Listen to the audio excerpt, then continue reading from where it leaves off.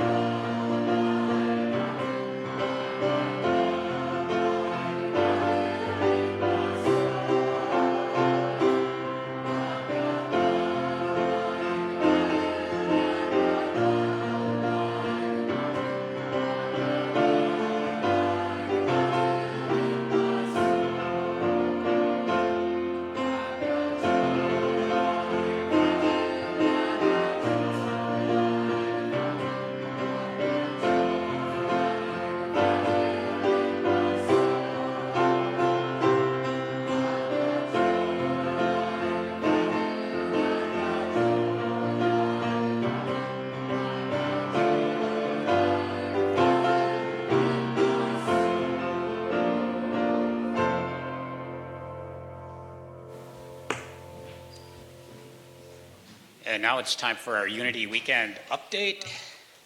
Our speaker schedule for the upcoming weeks.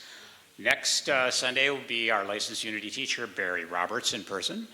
Yay, Barry. And on the 18th and the 25th, it'll be Reverend Richard Bunch. Yay, Reverend Richard. Yay. So we're coming up on July shortly, and we have our Christmas in July here at Unity of Madison. They're looking for additional elves. This is a fundraiser for domestic abuse intervention services. And if you are interested in helping out with Christmas in July, contact Jennifer Parker via the church office for the details. We have some benches outside that are in need of some TLC. Volunteers are needed to repair, sand, and stain our outside benches. If you are interested, contact Ann Zahner or Joanne Rosica, or leave a message at the office at unityofmadison.org.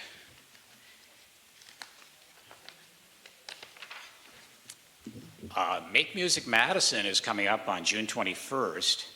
It's a Wednesday evening. Enjoy live music on the lawn of our church. Music begins at 4 o'clock in the afternoon.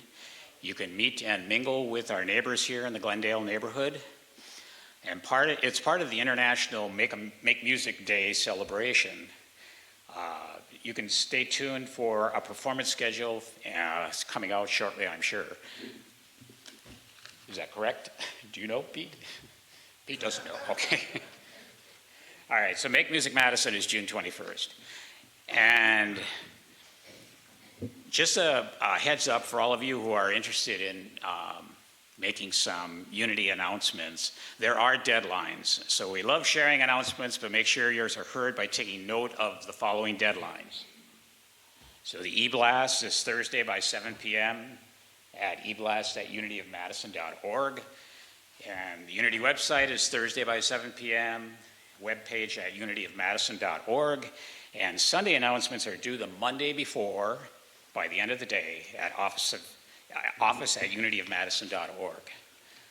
Finally, there are many more events and so on our website, and you should visit unityofmadison.org for those additional events and activities here. Okay, I'd like to welcome first-timers. Anyone joining us for the first time this morning, Unity of Madison is an inclusive spiritual community that welcomes people of all faiths and backgrounds. We acknowledge the wisdom of all spiritual traditions and respect each other's individual rights to choose a spiritual path. Our goal is to empower and encourage each other in our spiritual journey.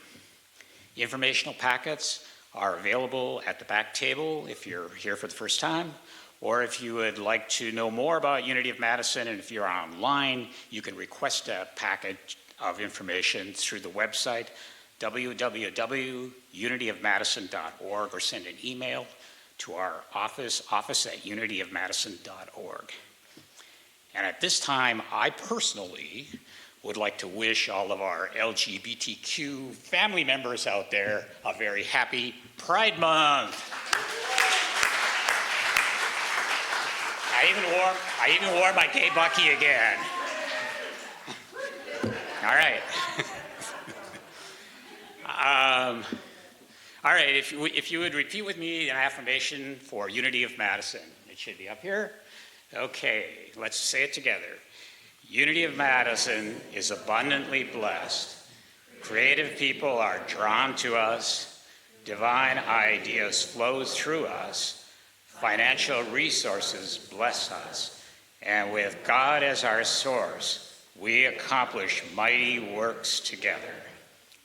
Amen.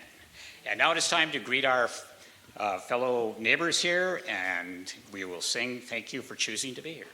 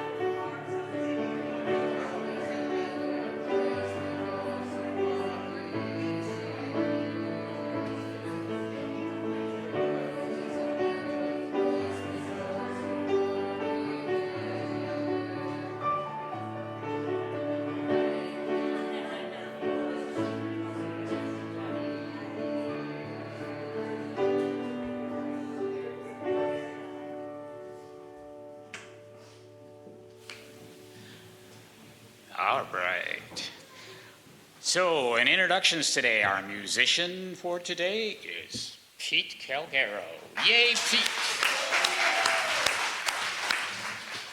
And our speaker and meditation leader this morning is Reverend Richard Bunch. Yay!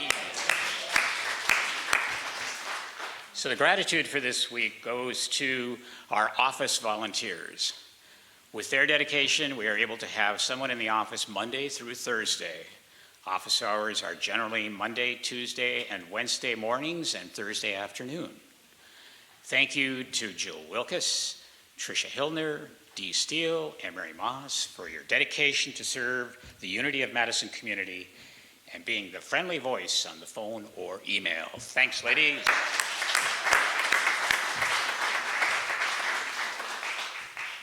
Okay, let's center ourselves for the reading of the daily word. The word for today is release. I have been changing as long as I've been alive and will continue to evolve as long as I live. I make room for the person I'm becoming through releasing, which is an important part of my spiritual practice. Just as I would not fill my closet with clothes that no longer fit, I do not fill my life with beliefs and ideas that no longer reflect who I am or who I am becoming. Regular releasing creates space in my life for new things to come in. It is my way of remaining open to possibility, of welcoming new opportunities, of keeping myself in the flow of life. Releasing is also a powerful way to live my faith. I trust I am moving in the right direction and release items from my past easily and with gratitude for the role they played in my life. And the scripture reading is Psalm 51, verse 10. Create in me a clean heart, O God, and put a new and right spirit within me. And now, if you would, repeat with me the affirmation for today. Regular releasing keeps me in the flow of life. And now it's time for some special music with Pete. I always like when there's the mic turned on. Yes. Okay. I always like when there's serendipity. I really didn't have any idea what the daily word was going to be today. I didn't look at it ahead of time, but it's talking about releasing, and this song is about. It's called Jambo, Let Go. So it's all about releasing. How about that? So Jambo is actually Swahili for hello. And then, so what I'd like you to do, if you're interested, I would like to teach you this little song that if you would sing it with me, then I can sing other stuff over the top of it. What do you think? Okay. So I'll get a little drum beat going. Jam, jambo, jam, jambo, just let go, just let go, jam, jambo, jam, jambo, just let go, just let go. It just keeps going like that. Let's try it. All right, here we go. Jam, jambo, jam, jambo, just let go, just let go, jam, jambo, jam, jambo, just let go, just let go, jam, jambo, jam, jambo, just let go, just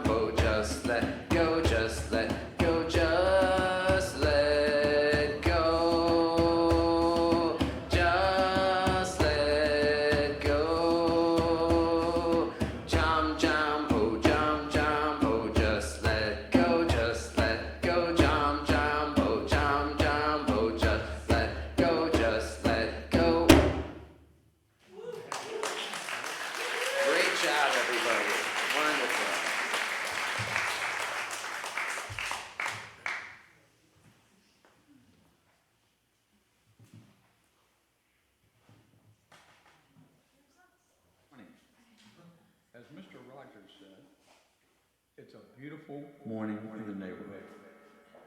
And you know, it's good to be in your neighborhood this morning. We're talking about finding ourselves in transition. And much of the material that I use is from Robert Brummett's book, Finding Yourself in Transition.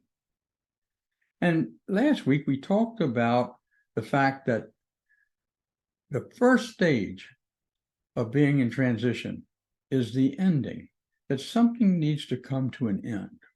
And as we start to understand that, we start to understand what Ernest Hemingway said.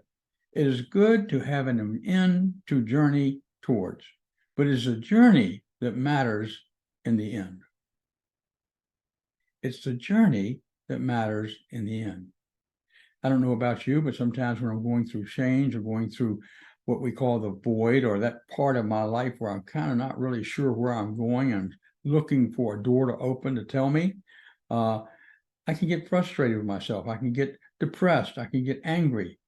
I can get a sense of resentment if I'm not careful. All these emotions are natural many times when we're going through the void. It's our ability to manage those emotions and move through those emotions so that we can feel the grief that is necessary as we come to an ending. You know, as we look at the stages of transition, we know there are endings, which is a beginning, the void, which is what we go through in order to be prepared for a new beginning. And doesn't that sound like positive as you look at it? It's not something to be afraid of. It's not something to run away from. Instead, it's something to embrace and be a part of, because it's part of each of our lives. The journey is. We mentioned last week at the ending stage, that in the ending stage, we are preoccupied with what once was, but is no more. We struggle with numerous emotions. This is a quote from Robert Brummett's book, Finding Yourself in Transition. And it's so true. Those emotions that I'm talking about are the emotions of anger that come up because we resent the fact that something is changing. The emotion of fear that comes up because we don't know what the future faces. The emotions that we go through when we have events in our lives that may not be pleasant, but they may be for our best interest. Some of those instances we can't explain. When somebody dies that we're close to, they're having a transition. And we are also transitioning into a life where we sense their spirit, but they're no longer there to fully be present and talk with in the body form. We also go through divorces in many ways. But when a couple divorces, there's usually somebody who wants to divorce and somebody who does not want to divorce. And so those emotions that come up, that emotion of anger, an emotion of I'm not enough, an emotion or feeling that I now have got to the point that I resent what's happening. And I'm saying, why me? What did I do? And then we finally move through these kinds of emotions and we end up understanding that we need to grieve what we perceive we have lost. And as we do that, we then move into another stage of being. We move into the void. Now, in the void, we find that there are rites of passage. There is the rite of passage for separation, where we separate from what we were into something new. For example, I separate from being a child in my childhood in elementary school arena, and I find myself being a teenager and transitioning into a different part of my life. I don't know about each of you, but certainly I remember as a teenager having somewhat of an inferiority complex, wondering if I was enough, wondering if I was smart enough, wondering if I was good enough, wondering if I was popular enough, wondering if people liked me or didn't like me. And those kind of things I had to deal with as I was in those teenage years. But then I moved on to college, which is a transition that takes place. And in college, I found my way. And in finding my way through college, I then graduated, and then I started my career. Here I was moving through the stages of transition that are necessary to move us into adulthood and into creating a path for a career and into developing a relationship where we become married in many cases and have children. These are natural transitions. And then those transitions continue as you get older. There is a transition of coming up with the empty nest where children go away. There's a transition of stepping into your years where you're just before retirement and you feel like you're really productive.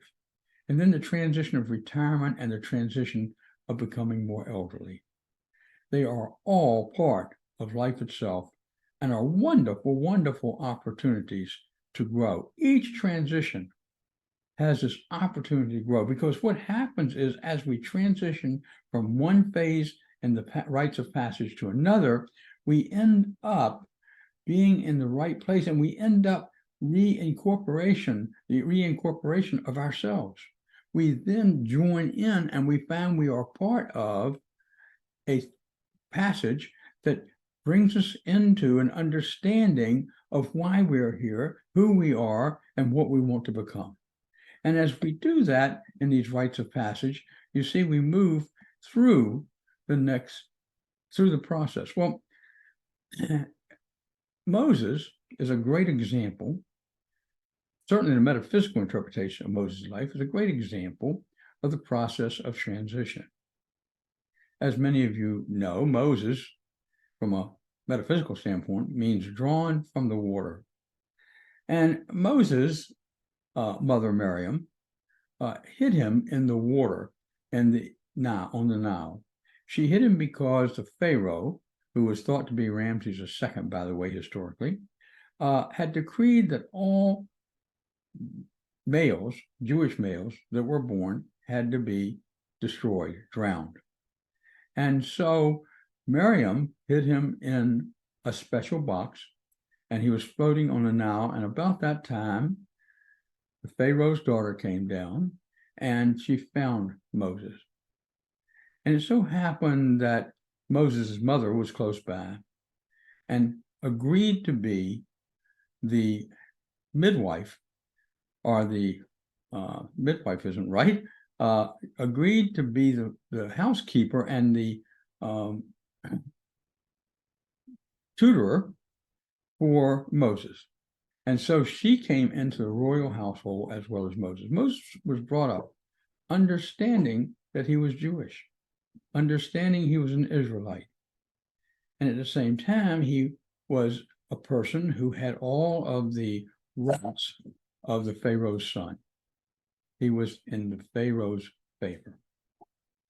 However, Moses, as we know, was going through a transition of starting to understand who he was and of understanding he was part of the Israelites who were in slavery at that time.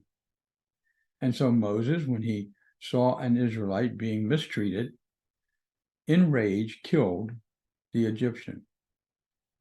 And he was then an outlaw. And in order to get away from Pharaoh, he had to run into the wilderness. First part of his life was now coming to an end.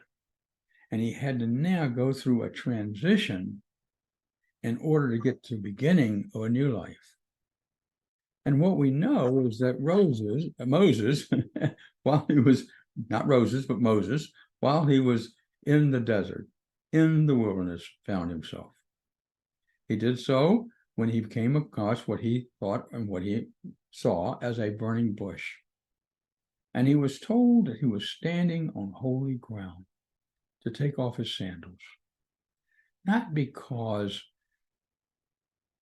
God was there as an entity, but because he, Moses, was the holy ground and would be the person that would move the Israelites through transition, through that journey of life itself. And so Moses goes back to Egypt, as you know, most of you know, and he then goes through a process of freeing the Israelites. But you know, the most important part of the journey was yet to come. It was when the Israelites found themselves in the desert, in the desert, in the wilderness. And in the wilderness, they found themselves in such a way that they were on a journey. And they spent supposedly 40 years in the wilderness. Now, 40 represents the amount of time it takes to learn what you need to learn. And so what happened is that the Israelites had to stop thinking as slaves and learn to think as a nation. And so they went through the journey and a process of doing that with many different stories and many different things that happened while they were on their journey. For example, the first time they tried to go into the promised land, which was Canaan, they were unable to do so. They were afraid. And what was really being said metaphysically is they weren't ready. They didn't see themselves as a nation. They saw themselves still as slaves and were afraid they might become slaves again. So they continued on their travel. They continued in the void. They continued in that place where they weren't really sure what was happening, but something was happening. And so this story of Moses being a great leader, being a person who went through the transitions necessary to start a new beginning. The interesting thing is that Moses was not able to be a part of that new beginning. You see, I think Moses was trapped in the transitions that he moved through. And he was still in the transition when the tribe, which had now become a nation of Israel, was ready to move forward. And so Joseph did not finish that journey with him, but was a very important part of each and every part of the journey that the Israelites were taken as they were led from Egypt into the promised land. Now, the question might come is, what can I do to get through the void? And I want to give you a few things that might be helpful as we go through voids in our lives. When we find out that we are sick, maybe diagnosed with something that could be fatal. How do we manage that? And that puts us into this thing we call the void. So one of the things that we do while we're in the void is whatever comes up, whatever that ending was, we embrace it. We embrace the journey, knowing that we are children and that we are the image and likeness of God. That in essence, we have the power, we have the ability, we have the skills to embrace the void so that we can have a new beginning. One of the things that's suggested by Robert Brumman is do not make any major decisions when you find yourself in a void. Now, I want to take a second. When we're in the void, it doesn't always mean that our whole life is in a void. It might be a situational type of thing, such as a job, such as a marriage, such as, or preparing for marriage, such as a situation in your life, maybe with a child, maybe with a parent, maybe with a peer in your life. And so what happens is it's important not to make major decisions when that is happening.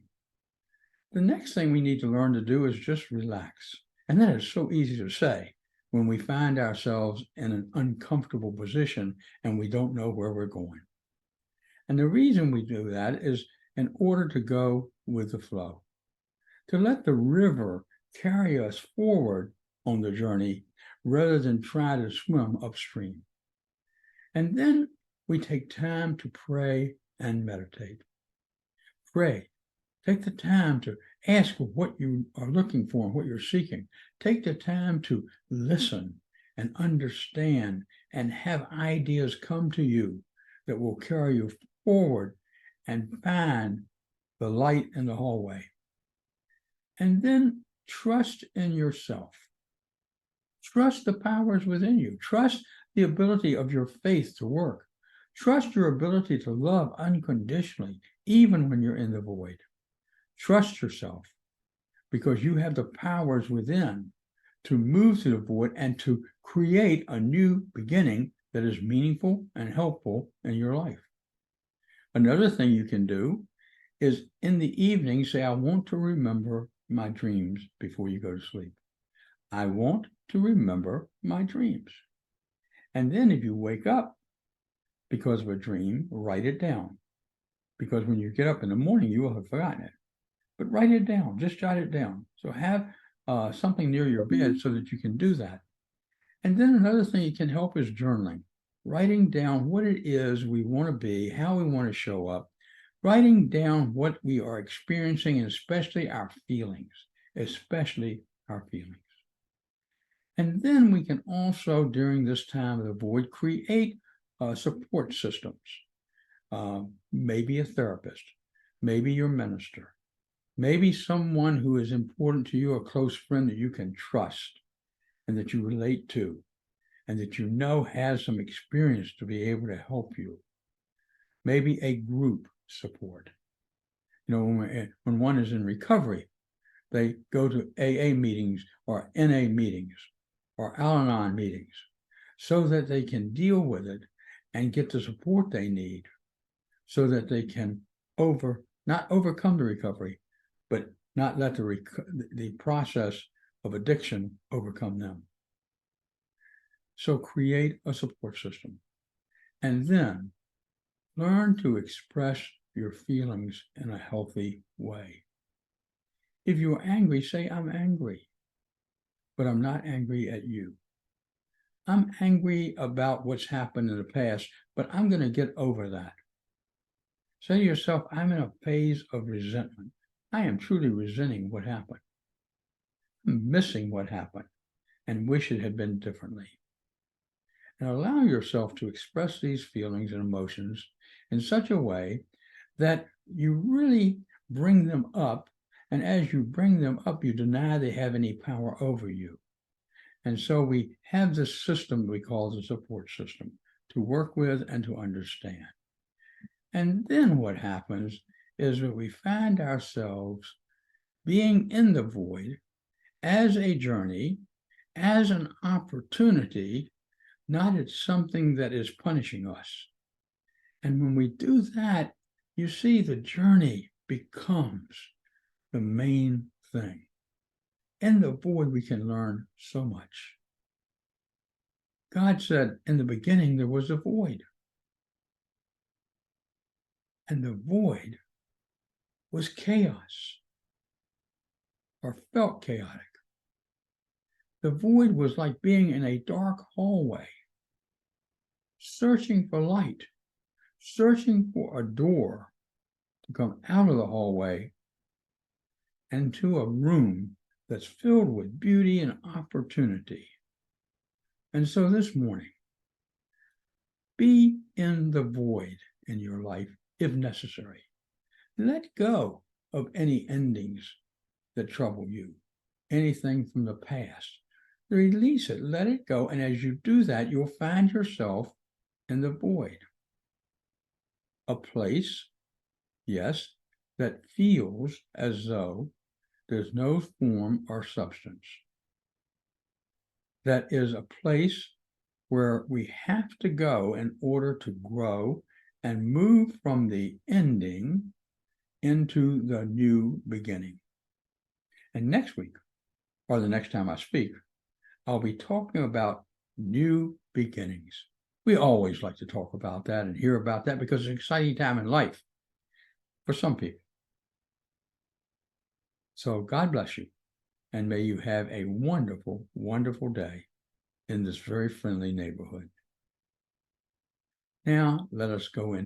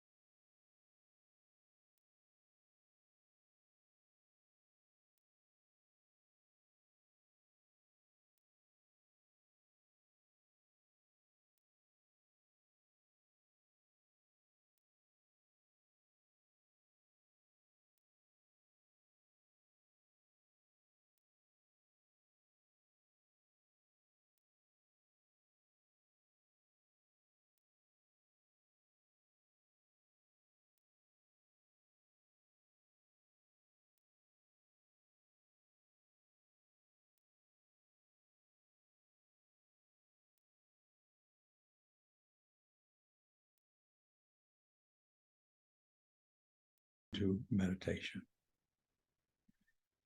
And as we do so, just gently close your eyes. And as you close your eyes, take a nice deep breath. Nice deep breath. In and out.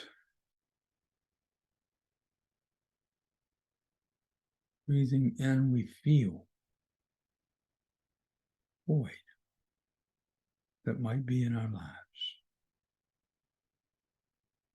Breathing out, we release anything that separates us from the true self.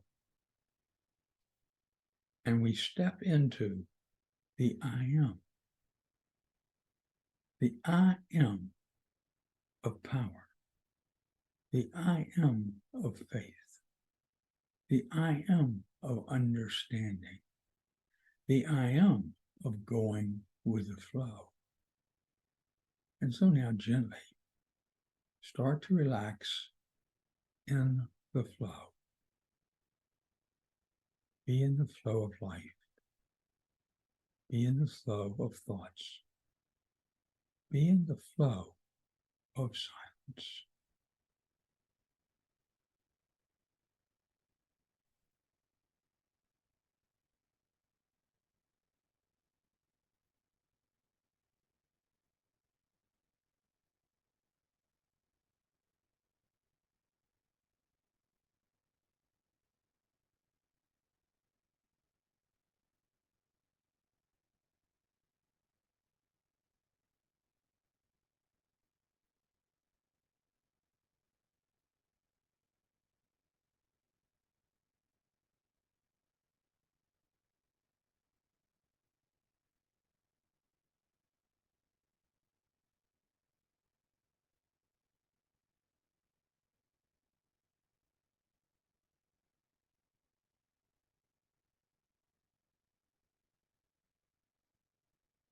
And there's some place in your life that you feel that you're in a void. Maybe feel lost. Feel uncomfortable. Embrace it. Feel the love that you are. Feeling the light that you are. Bringing you to a place of a new beginning.